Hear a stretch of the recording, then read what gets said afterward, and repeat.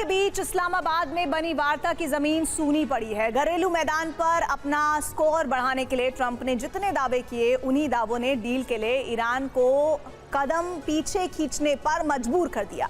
नतीजा ये हुआ कि ईरान ने हॉर्मुज स्ट्रेट को फिर से बंद कर दिया और अगले दौर की भी वार्ता रद्द कर दी गई।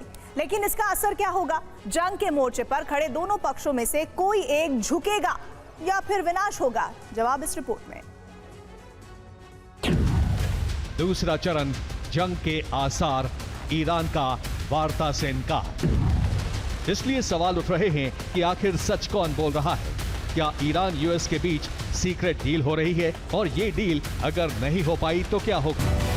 ट्रंप ने पोस्ट लिखा कि हम जीत हासिल करने के बहुत करीब हैं। ईरान परमाणु हथियार न बनाने पर सहमत है, वो संवर्धित यूरेनियम सौंपने पर भी सहमत है। अगर समझौता नहीं हुआ तो फिर से जंग होगी, जिसमें दावा हुआ कि ईरान को उसका संवर्धित यूरेनियम सौंपने के बदले $20 बिलियन का फ्रोजन फंड जारी हो सकता है, जिसमें लिखा गया कि परमाणु मुद्दे पर कोई भी समझौता नहीं हुआ है। ईरान को संवर्धित यूरेनियम के बदले कोई भी फंड नहीं दिया जाएगा। ईरान का इनकार, संवर्धन करना अधिकार। इस्माइल बकाई के मुताबिक ईरान को शांतिपूर्ण संवर्धन का अधिकार है। ये किसी देश का तोहफा या रियायत नहीं है जिसे किसी के दबाव में वापस लिया जाएगा। ईरान परमाणु मुद्दे पर समझौता नहीं करेगा। ईरान के साथ कूटनीति पर ट्रंप ने कई बड़े दावे करने के बाद ये बताने की कोशिश की है कि वो अपने रुख पर अड़े हुए हैं, जिसमें उन्होंने बताया कि ईरान परमाणु संवर्धन 20 साल तक रोकेगा। वहीं 450 किलो संवर्धित यूरेनियम भी अमेरिका को सौंप देगा और वार्ता जब तक खत्म नहीं होगी, हॉर्मुज में नौसैनिक नाकाबंदी भी जारी रखेगा। यही नहीं, उन्होंने वार्ता की मेज पर ईरान को लाने के लिए लगातार अमेरिका को इसकी जीत बताया है। लेकिन ट्रंप ये बहुत बड़ी गलती कर चुके हैं, क्योंकि धमकी से ही कूटनीतिक गुंजाइश खत्म हो गई है। ट्रंप दबाव डालकर समझौता थोपने वाले रुख पर अब भी अड़े हैं। यही नहीं, जिस लेबनान में युद्ध विराम के बाद ईरान ने हॉर्मुज खोला, उस पर भी ट्रंप स्थिति स्पष्ट नहीं कर पाए हैं और इसीलिए ईरान में इस आशंका ने जन्म ले लिया है कि उनका नेतन्याहू पर नियंत्रण ही नहीं है। और रुख ये है कि युद्ध विराम के लिए ट्रंप की मांगे बहुत ज्यादा हैं।